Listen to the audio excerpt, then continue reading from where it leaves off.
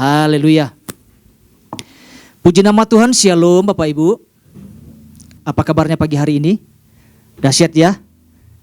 Ya, hari ini kita akan belajar bersama-sama Bapak Ibu. Kita belajar bersama-sama apa yang menjadi pesan Tuhan di dalam kehidupan setiap kita. Pesannya adalah jangan meremehkan perkara yang sering dianggap kecil. Ya, sekali lagi, jangan meremehkan perkara yang sering dianggap kecil. Ya, pesan Tuhan ini tentu sangat menarik untuk kita sama-sama tangkap dan pelajari Bapak Ibu ya. Saya percaya setiap kita antusias ya, tetap bersemangat untuk belajar kebenaran firman Tuhan. Ya, hari Minggu Pak Ishak sudah sampaikan pesan ini dan saya percaya setiap kita boleh menangkapnya dan juga boleh mengaplikasikannya di dalam kehidupan setiap kita masing-masing ya. Kalau kita renungkan Bapak Ibu, mungkin ada banyak hal yang seringkali orang-orang percaya remehkan tentang sesuatu yang dianggap kecil. Ya. Atau tidak terlalu penting. Namun bagi Tuhan itu sesuatu yang sangat penting ya. Penting bagi kita, belum tentu penting bagi Tuhan, kan gitu. Ya. Umumnya seperti apa Bapak Ibu? Umumnya adalah ya, meremehkan tentang hal kecil adalah tentang hal berdoa. Ya. Untuk apa sih berdoa? Ya kan? Dalam satu perumpamaan Yesus pernah menyampaikan bahwa harus selalu berdoa dengan tidak jemu-jemu kan. Artinya kan sesuatu yang penting, betul ya Bapak Ibu ya. Artinya sesuatu yang sangat penting. Tentang membaca firman Tuhan, tentang beribadah. Ya seperti yang Pak Ishak sampaikan hari Minggu ya. Tentang apa? Tentang menemukan Tuhan. Firman Tuhan berkata, carilah Tuhan selama ia berkenan ditemui. Ada banyak hal yang harus kita pelajari Bapak Ibu. Jadi hari ini kita sama-sama mau belajar Bapak Ibu ya. Apa yang Tuhan mau sampaikan atau apa yang Tuhan mau ajarkan kepada setiap kita berkaitan pesan Tuhan dalam minggu ini. Ya tentunya ada sesuatu yang sangat penting yang Tuhan mau sampaikan kepada setiap kita ya. Ya. Kalau kita perhatikan Bapak Ibu, di bagian inti pesan Tuhan kita diingatkan semua. Ya. Melalui pesannya ini Tuhan sedang mengingatkan setiap kita orang-orang percaya untuk tidak meremehkan hal-hal yang sebetulnya penting, namun seringkali dianggap hal sepele. Ini kalau kita boleh renungkan Bapak Ibu, ada sesuatu yang memang Tuhan tekankan di dalam kehidupan setiap kita. Jangan sampai kita menganggap sesuatu yang remeh, sesuatu yang kecil, sesuatu yang biasa-biasa saja. Ya. Selanjutnya dikatakan gini, Tuhan mau kita belajar dari peristiwa kekalahan bangsa Israel. Karena ini yang Tuhan temukan di dalam kehidupan orang-orang percaya. Dikatakan gini, bahwa masih banyak didapati perbedaan cara pandang di antara orang percaya terhadap sesuatu yang sebetulnya harus dipandang sebagai hal yang penting. Seperti Tuhan memandangnya. Ya kalau kita renungkan Bapak Ibu, ada banyak perbedaan. Artinya harus ada penyelarasan. Cara pandang kita dengan cara pandang Tuhan. Bukan Tuhan yang mengikuti cara pandang kita, kita yang mengikuti cara pandang Tuhan. Kita yang harus menyelaraskan semuanya. Ya, maunya orang-orang percaya kan Tuhan harus ikut kita, betul ya? Tapi kita yang belajar Bapak Ibu, kita belajar bersama-sama untuk menyelaraskan. Kita mau lihat firman Tuhan Bapak Ibu. Menjadi dasarnya Yosua pasal 7 ayat yang ketiga. Ini yang menjadi dasar perenungan kita berkaitan pesan Tuhan dalam minggu ini Bapak Ibu. Kita akan sama-sama lihat Bapak Ibu, saya akan bacakan. Kemudian kembalilah mereka kepada Yosua dan berkata kepadanya, tidak usah seluruh bangsa itu pergi. Ya. Biarlah hanya kira-kira 2 atau 3 ribu orang pergi untuk menggempur Ai itu. Janganlah kau susahkan seluruh bangsa itu dengan berjalan ke sana. Sebab orang-orang di sana, apa yang firman Tuhan katakan? Sedikit saja.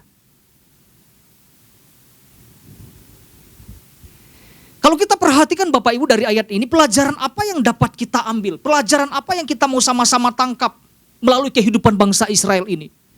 Ya. Kita bisa melihat tentang apa? Sikap mereka. Sikap apa yang kita lihat? Sikap yang menganggap rendah. Sikap yang menganggap remeh tentang kekuatan musuh. yang mereka hadapi. Kita bisa lihat apa yang para pengintai laporkan kepada Yosua. Ini yang mereka sampaikan. Yang pergi berperang tidak perlu semua.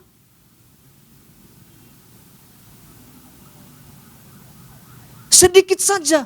Tetapi gini Bapak Ibu, yang paling anehnya gini. Laporan yang disampaikan para pengintai kepada Yosua diterima tanpa mempertimbangkan sesuatu.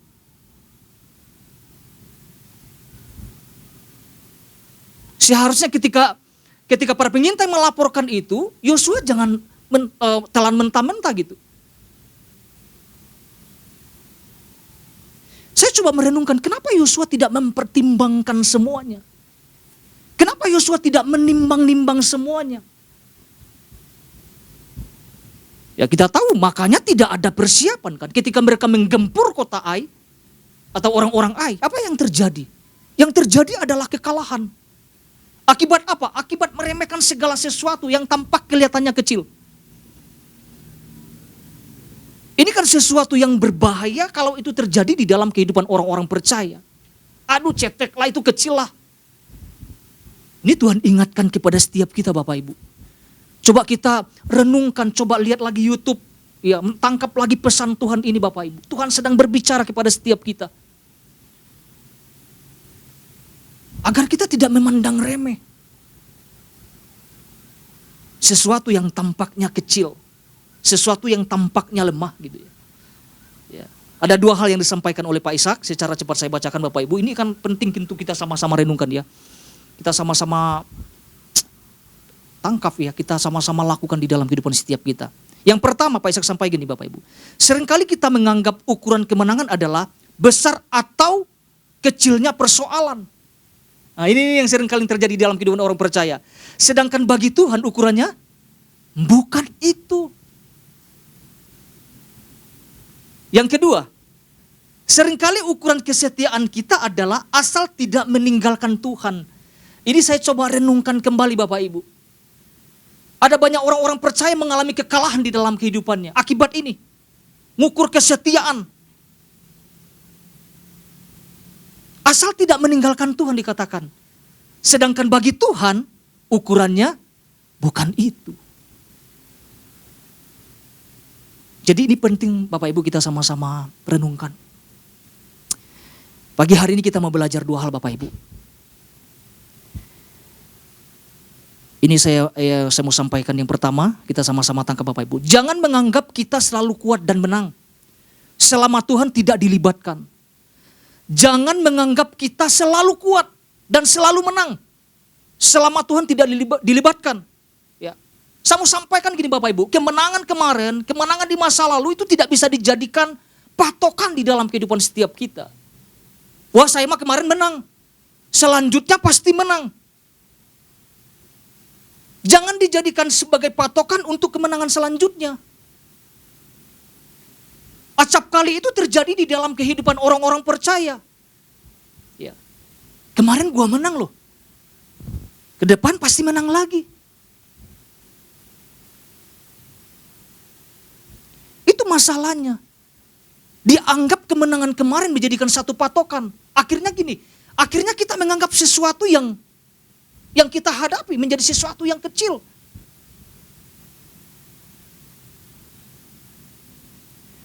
Ya. Selalu pasti menang, selalu pasti kuat menghadapi apapun. Saya mau sampaikan selama kita tidak melibatkan Tuhan di dalamnya, kemenangan itu tanda tanya.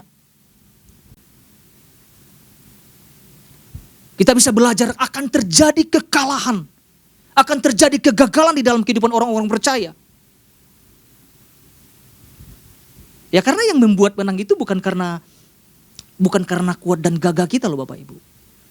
Yang membuat kita menang itu siapa yang terlibat di dalamnya. Jangan karena lawan kita kecil kita anggap gak perlu Tuhan, gak perlu libatkan Tuhan di dalamnya. Saya juga kuat, saya juga pasti menang gitu. Itu jangan sampai terjadi di dalam kehidupan setiap kita anak-anak Tuhan Bapak Ibu. Kita akan belajar Bapak Ibu lewat peristiwa kekalahan yang dialami oleh bangsa Israel. Ya. Ketika mereka menyerang orang-orang Ai. Kita lihat firman Tuhannya, Yosua pasal 7 ayat 3 sampai 4.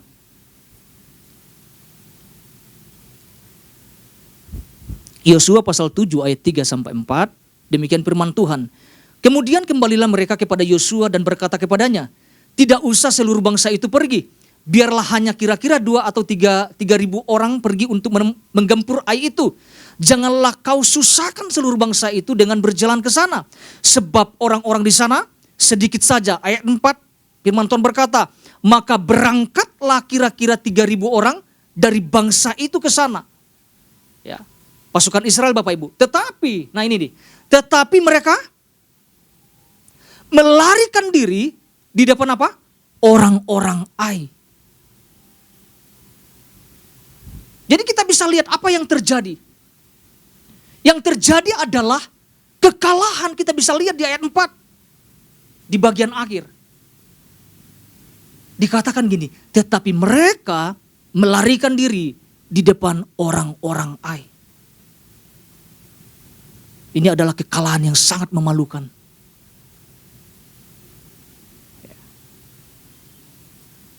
Akibat sikap, akibat cara pandang yang salah. Memandang sesuatu kecil, menganggap sesuatu yang gak ada apa-apanya. Kekalahan itu Bapak Ibu membuat orang-orang Israel itu menjadi tawar hati.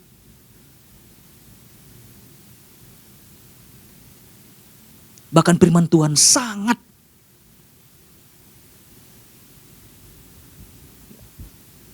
mungkin mereka menangis dengan kesedihan yang luar biasa.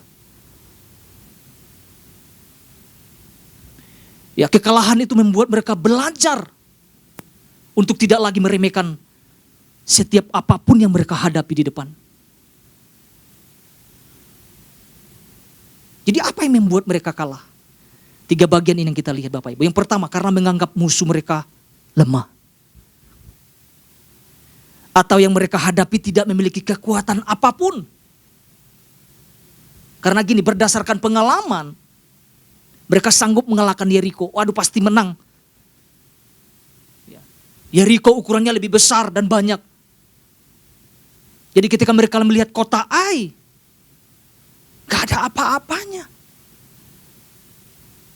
Jadi tidak perlu persiapan apapun, kita langsung gempur saja.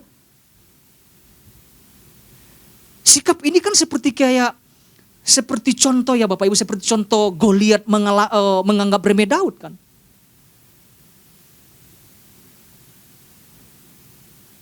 Dikatakan, anjingkah aku, maka engkau mendatangi aku dengan tongkat. Daud dianggap remeh. Tetapi sesuatu yang dianggap remeh membuat dia tumbang, betul ya? Menganggap Goliat itu besar. Dan tidak ada yang bisa melawan dia. Tapi jangan lupa ada seorang yang terlihat kecil.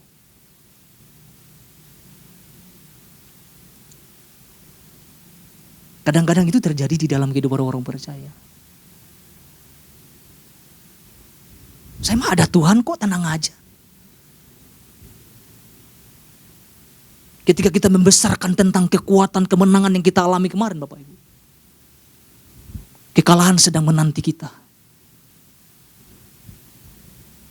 Yang kedua, apa yang membuat bangsa Israel kalah Bapak Ibu? Kesombongan. Nah itu dia. Kesombongan ini yang membuat mereka bergerak dengan cara mereka sendiri. Tanpa sedikit pun melibatkan Tuhan di dalamnya. Kesombongan ini yang menghancurkan. Kesombongan inilah yang membuat mereka kalah. Kalau kita perhatikan di ayat 3. Tidak usah semua dikatakan. Sebagian saja.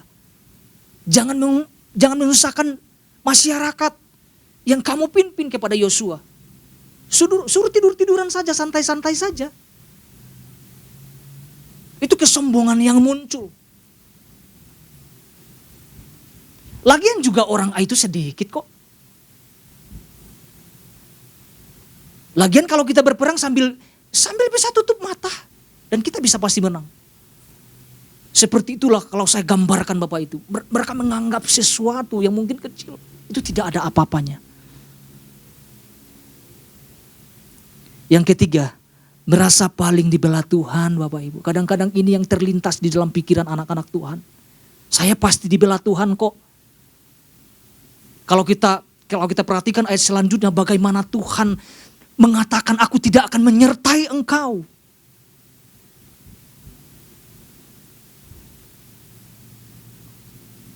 Kadang-kadang anggapan itu kok pasti Tuhan menyertai kok. Tuhan pasti akan memberikan kemenangan kok. Saya mau sampaikan, selama kita tidak melibatkan Tuhan di dalam sekecil apapun yang mungkin kita hadapi,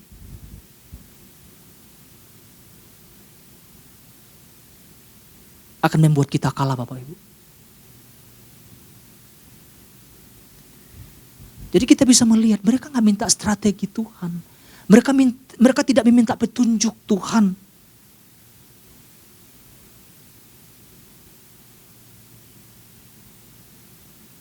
Dan kita bisa melihat ketika Tuhan tidak terlibat di dalamnya. Orang-orang Ai mengejar orang-orang Israel. Ya.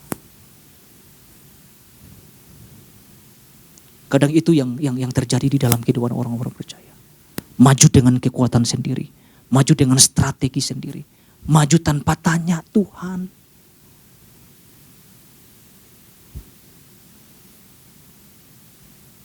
Kadang itu merasa Tuhan bela gitu. Jadi itu poin pertama yang kita sama-sama pelajari Bapak Ibu. Poin yang kedua yang saya sampaikan kita sama-sama pelajari. Yang kedua adalah jangan menganggap hal biasa dengan kebocoran kecil. Jangan menganggap hal biasa dengan kebocoran kecil. Apa ini maksud dengan kebocoran kecil? Nanti kita sama-sama belajar Bapak Ibu. Untuk tenggelamnya sebuah perahu atau kapal Bapak Ibu itu dimulai dari pembiaran dari lubang-lubang yang kecil, betul nggak? Betul tidak langsung tenggelam, tapi perlahan pasti tenggelam. Ketika apa? Ketika tidak diperbaiki.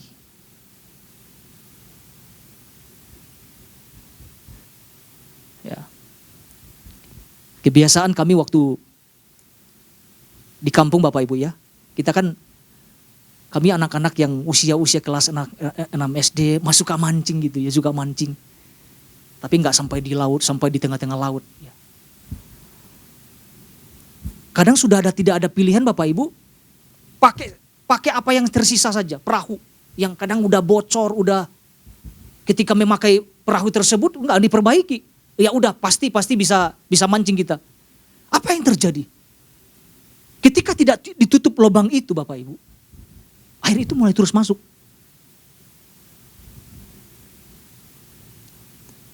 Ya.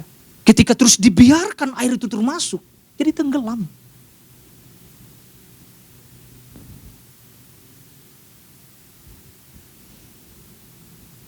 Kadang gini Bapak Ibu, kadang kebocoran kecil dianggap remeh atau hal biasa saja. Ya. Sebagian orang ya Bapak Ibu ya, tidak semua. Jadi kebocoran saya istilahkan tentang ini Bapak Ibu, tentang pelanggaran dan dosa. Ini mah kecil atuh. Bohong dikit mah gak apa-apa atuh.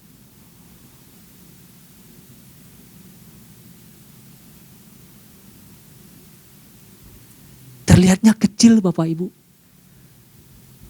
Nanti kita akan belajar. Sesuatu yang kecil buat Tuhan, jangan anggap sepele.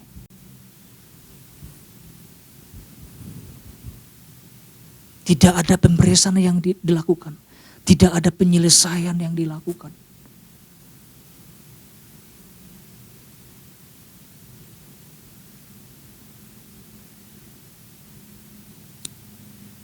Kita mau belajar bersama-sama Bapak Ibu lewat kehidupan bangsa Israel. Kita lihat firman Tuhan, Yosua pasal 7 ayat 1. Kita nanti akan lompat ayat 11 sampai 12 Bapak Ibu. Kita akan lihat sama-sama. Apa yang firman Tuhan sampaikan di ayat 1. Tetapi orang Israel berubah setia dengan mengambil barang-barang yang dikhususkan itu. Karena Akan bin Karmil bin Zabdi bin Zera dari suku Yehuda. Apa yang firman Tuhan katakan? Mengambil sesuatu dari barang-barang yang dikhususkan itu. Apa yang firman Tuhan katakan selanjutnya? Lalu bangkitlah murka Tuhan terhadap siapa? Terhadap orang, bukan hanya kepada Akan loh Bapak Ibu.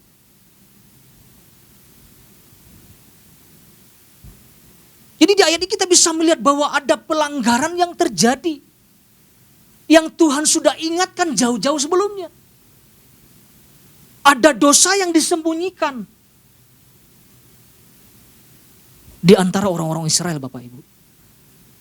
Ya. Ada dosa yang tidak diselesaikan. Ayat 11. Orang Israel telah berbuat dosa. Mereka melanggar perjanjianku yang kuperintahkan kepada mereka. Mereka mengambil sesuatu dari barang-barang yang dikhususkan itu. Mereka mencurinya, mereka menyembunyikannya, dan mereka menaruhnya di antara barang-barangnya. Ayat 12, sebab itu orang Israel tidak dapat bertahan apa? Menghadapi apa? Musuh. Mereka membelakangi musuhnya sebab mereka itu pun dikhususkan untuk ditumpas. Aku tidak akan menyertai kamu lagi jika barang-barang yang dikhususkan itu tidak kamu punahkan dari tengah-tengahmu. Kalau kamu tidak hancurkan, Tuhan bilang tidak ada penyertaan, tidak ada kemenangan yang terjadi.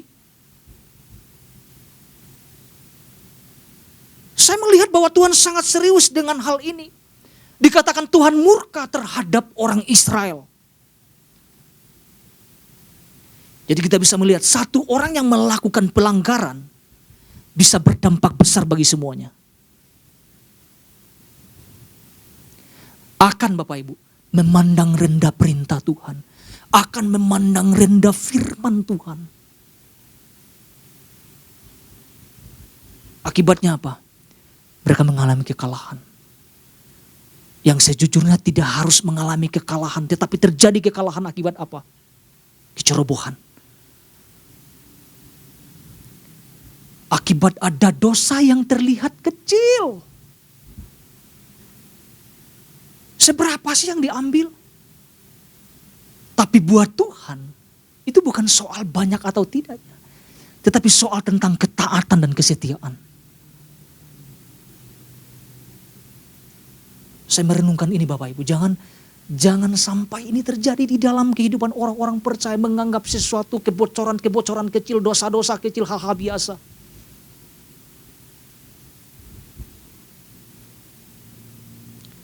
Tuhan tidak melihat jumlah atau pelanggaran, tapi Tuhan lihat apa gitu tentang ketaatan, tentang kesetiaannya. Mungkin bagi sebagian orang ya apa yang diambil akan itu hal kecil saja. Orang tidak melihat tentang dampak apa yang terjadi Bapak Ibu.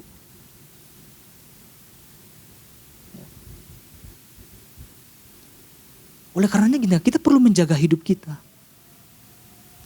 Agar kita tetap hidup dalam ketaatan dan kesetiaan sampai akhir di dalam Tuhan Bapak Ibu.